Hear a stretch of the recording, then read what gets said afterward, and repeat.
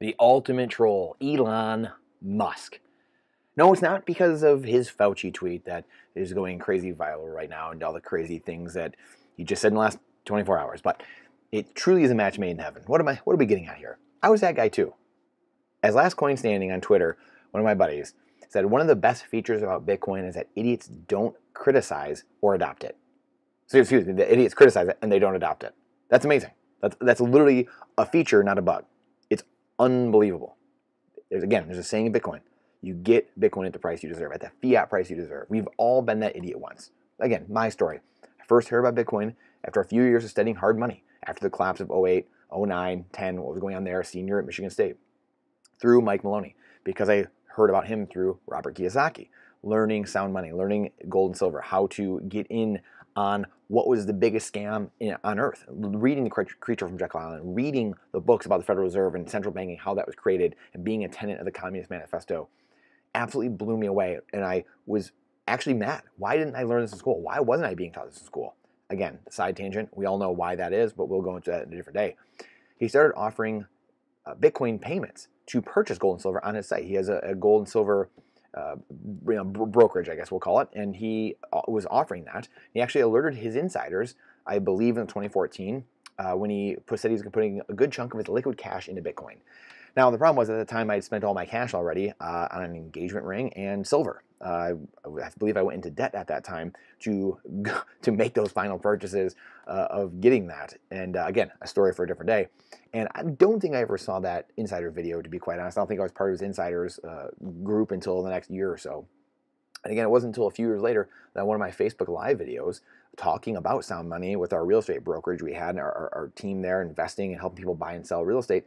We would do Facebook Lives, and I would be on there all the time, literally for 20 minutes, 30, 40 minutes, an hour, talking about sound money, talking about Rich Dad's principles of cash flow and the cash flow quadrant and all these things. So I'd be talking about these things for years. And about 2015, 2016, one of my friends commented about Bitcoin, asked me my thoughts on it.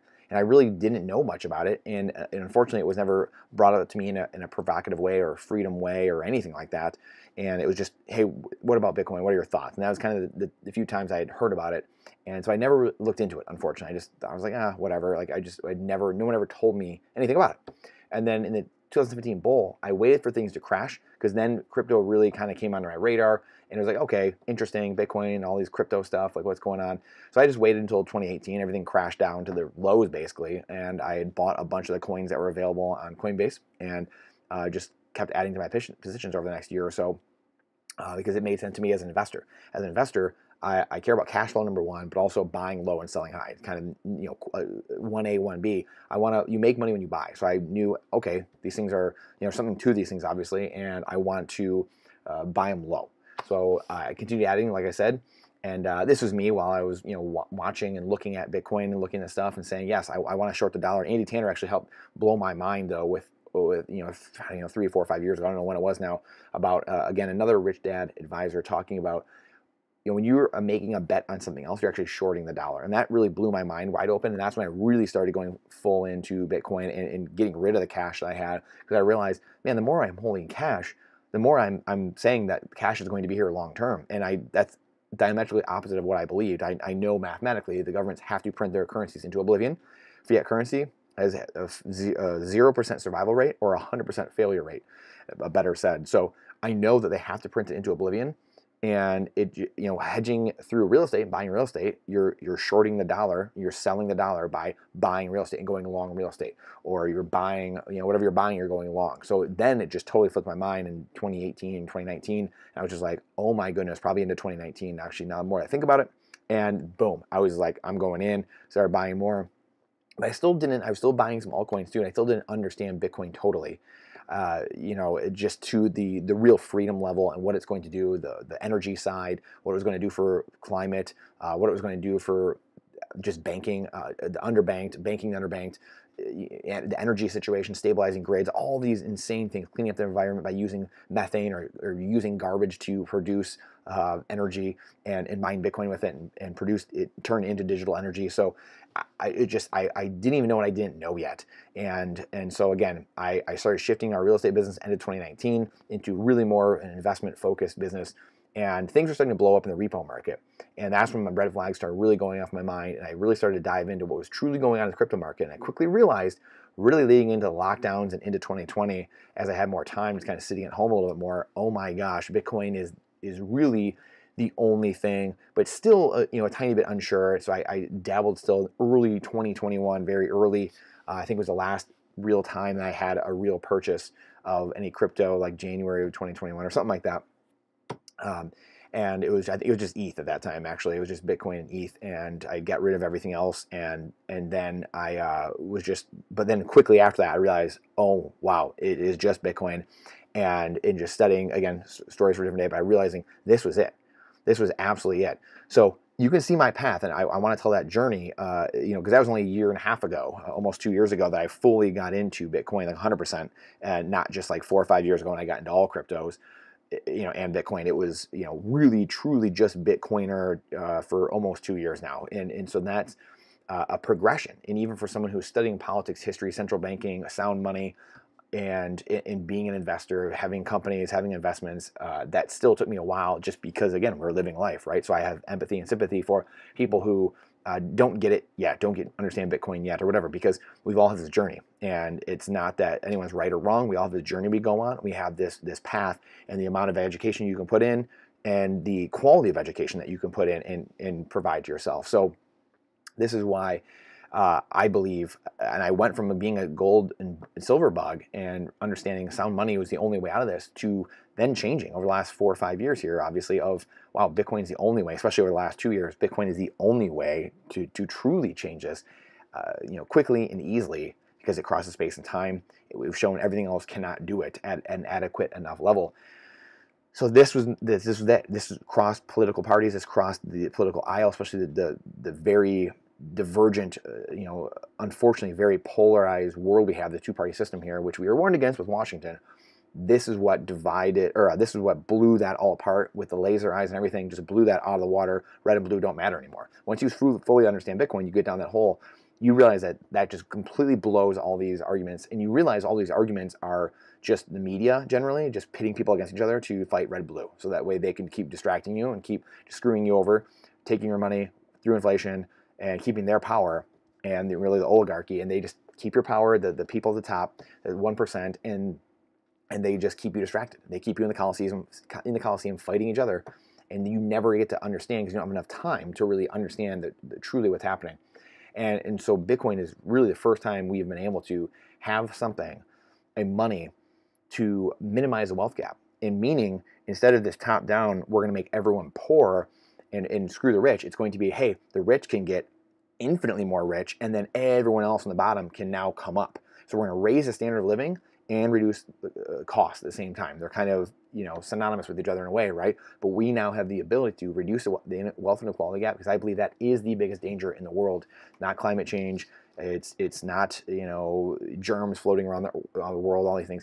The biggest thing that is going to destroy all of us is the division, is the polarization, people not being able to talk, not being able to even have a debate together, and the civil unrest that's going to come about as that wealth gap in an inflationary environment, an inflationary world, fiat currencies world grows bigger and bigger and bigger. We have to have an inflationary currency and money that can then bring everyone back together, or if not bring everyone back together, raise the bottom up. We can raise that bottom, 10%, bottom 50%, 60, 70%, way up into where the old 10% used to be, right? The 10% might be way up, but now we've brought the bottom, the base, way up, because they're all living a more abundant life through cheap energy, uranium, nuclear reactors, small, portable nuclear reactors, things like that, where we have cheap, abundant, infinite energy. So that is the future, and that's what Bitcoin gives us. We've never had it before. And this is the most important part about some of this, is why fight Bitcoin. Monetary demons know we will win. That's why they are fighting us. That's why they attack Bitcoin so much. And they're not attacking Bitcoin. They're attacking you. They're attacking anyone who isn't within earshot of this, wants freedom, wants independence, wants liberty in their life, wants sound money, wants to not be stolen from, wants their private property safe, wants to be able to pay in a currency and a money that they deem appropriate and necessary for their own life and not be told what to do. That's who they're attacking. When they attack Bitcoin, they're attacking you. When they attack Bitcoin, they're attacking all those characteristics. They're attacking the Constitution. They're attacking the Bill of Rights. They're attacking the anyone who's a freedom-loving person at all. It's a direct attack on you. Bitcoin doesn't care, as they say in the Bitcoin world, as we say, right? Bitcoin doesn't care. Bitcoin doesn't change. You don't change Bitcoin. It changes you. It's been for 13, 14 years. It's been the same story over and over again. We're going to do this. We're going to fork it. We're going to do that. We're going to copy the code. Cool. Everyone's tried it. Doesn't work. Bitcoin doesn't change. You don't change Bitcoin. It changes you. So again, if it was so worthless, if these people, so worthless, it's going to fail. Then why is the media and the banking system constantly writing articles talking bad about it? Again, but why fight? Why fight? If God wants it to work, then it will. There's no point in fighting it. Like Gamaliel said in the Sanhedrin, I believe it's in the Sanhedrin, when Peter and John were going and espousing the gospel, the word of God, after Christ had left earth and ascended to heaven, they were going out and had the Holy Spirit in them, and they were going out and they were talking about Jesus and the mercy he has, right? And that God is for everybody and he will save everyone if you are truly sorry and you're humble and you repent and remove hubris and humility, or remove the hubris and gain humility. And so they were going around doing that, and they kept trying to attack them and beat them and put them in jail. And Gamaliel was one of the elders and was just like, what are you guys doing? If this is nothing, then don't worry. They will fall on their face. But if they are right, you may end up fighting God, which is, as we know, a lose-lose. So that's the big thing. That's really some of the signal and the noise here. And again, the memers, the ultimate troll, Elon Musk, obviously, this is, memer, as Nico and Opti say of Simply Bitcoin, tweets are the ammunition and memes are the artillery. And we are in a peaceful revolution. We're in an idea revolution in minds. We are in a warfare of words. This is what we're in. It's really World War E. It's a digital revolution. It's the next. This is World War III. We're in a cultural revolution, and this is why we are going to win. Freedom-minded people are going to win. And so this is, again, the memes are just endless. When you have truth on your side, memes become very easy. The jokes, the stories, they write themselves. There's Neo in the Matrix saying, what are you trying to tell me, Morpheus? That I can trade my Bitcoin for millions someday? The fiat mindset Neo still has. Morpheus says, no, Neo. I'm trying to tell you that when you're ready, you won't have to. That means the whole world has changed, obviously, right? So these memes are incredible. And Elon is the ultimate troll. He is, with the Faucian tweet he just made. But this started before this, which I'm going to show you in a second. He's had many of these. I'm just going to show you one other one. But Elon and Bitcoin are a match made in heaven. Elon is a troll and gets to troll everyone. It doesn't get canceled. Another article and video to come soon about how he could possibly be one of the most dangerous men in the world. So I think he's a brilliant guy. Could be one of the best people we've had on this planet and will be. But he could also be the most dangerous. And I don't know that. I have no idea. And we're speculating. That's what we do here on this channel. We want to ask all questions. And we want to promote discourse on both sides so we can come to the right answer, right? The crucible, as Alex Stanzik says. We want to, purify, heat it up. We want to distill it down to make sure we have the purest form of what we're trying to get. And this was before he even owned the platform. Again, some of these other trolls and things he said and many of the things he's tweeted out because he's obviously just bought the platform recently. So again, is it because he's speaking truth? Is that why people are so triggered and they're so riled up? And being such snowflakes about it, Bitcoin has the truth, math and physics, which Elon knows very well.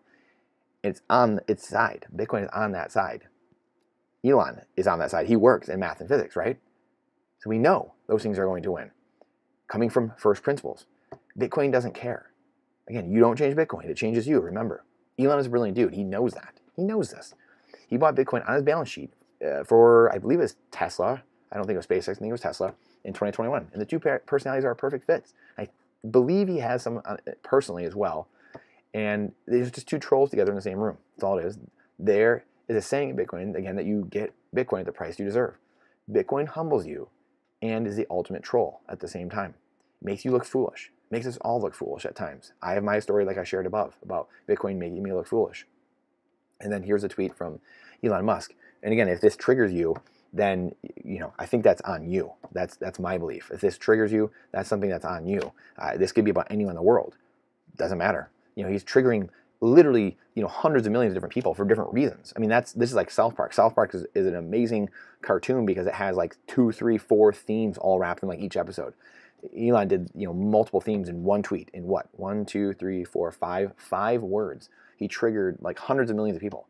That's incredible. I mean, it's like a cat with a laser, just, a laser pen, just, where, here, cats, here. You're going to go look over here, and this is how long you're going to look at it. But here's Elon, again, with Bill Gates. I don't know if I can read this on YouTube, but here's him trolling him in April. So this is back in April, before he even owned it. He's able to just go at some of the wealthiest people in the world and just really troll them. I mean, like, really, really troll them, right or wrong, whatever. I mean, it's not necessarily something like that I do. But he really trolls him, but he's okay. Like, he doesn't get kicked off. Like, how does he not get kicked off? I mean, Donald Trump, I don't think he ever really did anything like that. I mean, I know he like made fun of people sometimes and did different stuff. I mean, I didn't follow all of his work and his tweets very closely. And someone, again, if you can tell us in the comments the ones he did that were maybe like this, I have no idea. But Trump gets kicked off. Elon's fine. So this goes into the next thing that I'm going to write about. Again, is some of the things that are very scary to me. So just bringing some things out there to have a debate, to have a talk about what's coming ahead with Elon. And, is he the scariest man in the world, or is he one of the smartest men in the world, right? So we're going to talk about that. It's going to be very fascinating. But I want to have that on record. That's partly why I'm doing this. Bitcoiners will beat you into submission, though, in rapping. They make you show your true colors. They do, all day long and twice on Sunday. It has the strongest social layer of any movement, Bitcoin does, that I've ever seen, especially a freedom movement. Those are already strong movements, maybe the strongest movements. If your ego and your emotional intelligence aren't right, you will submit. You will tap out. We've seen many people come into the Bitcoin space and then get kicked right out. They get purged right out because they have some type of weakness, or they capitulate in some way, or they don't truly understand freedom, or they're not for the individual. They're for some collectivist, some type of centralization or something or another, and they get purged out.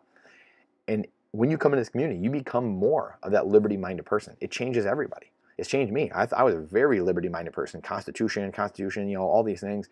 I never even gave a second to the climate debate because it didn't make sense. None of it made sense. You go down rabbit holes and you're looking at broken computer models, and it was just a joke. It's just a complete scam. I've known it was for years. However, for the first time ever, even being a hunter and a conservationist and things like that my entire life with my family, my father growing up, taking care of the land, I now am more interested in the total climate in aggregate and the climate change aspect of things, but not because of climate change itself. It's because of what Bitcoin is doing to clean up the environment, just in general, not spew gases into the air, methane, using burning garbage to create Bitcoin, gas flares, all these different things, these amazing things, using renewables. Like, that stuff is so amazing to me, and like true technology, true private companies doing unbelievable things to develop technology to further humanity. That is unbelievable. And that's Bitcoin. That's the Bitcoin world doing that completely. And it's so far to the purview of most people.